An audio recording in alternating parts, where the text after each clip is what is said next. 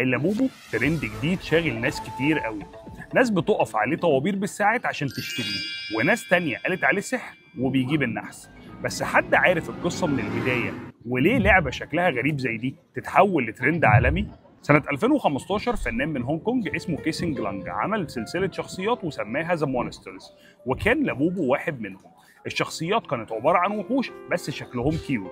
في سنة 2019 شركة صينية اسمها بوب مارت بدأت تنتج الشخصيات دي بس في شكل بلايند بوكس، يعني بتشتري العلبة وانت وحظك يطلع لك مين من الشخصيات فيها، وباعت مبيعات كبيرة جدا بسبب بس عنصر المفاجأة. بس الترند بجد ظهر سنة 2024 لما مغنية تايلاندية اسمها ليزا من فرقة بلاك بينك نشرت صورة ليها ومعاها شخصية من شخصيات اللابوبو في شنطتها، وبعدها مجموعة كبيرة من المشاهير ظهروا معاهم اللابوبو، وعشان كده الناس بدأت تتصور بيه على السوشيال ميديا وتنزل صورها، وبدأ الطلب يزيد عليه جدا لدرجة إن النسخ النادرة منه وصل سعرها ل $10,000. واللي زود الترند أكتر الإشاعات والكلام الكتير اللي بدأ يطلع على اللابوبو إن هو سحر، وخصوصا إن في ناس نشرت فيديوهات ليها وقالت إن هم بيحصل لهم حاجات غريبة من ساعة ما اشتروا اللابوبو.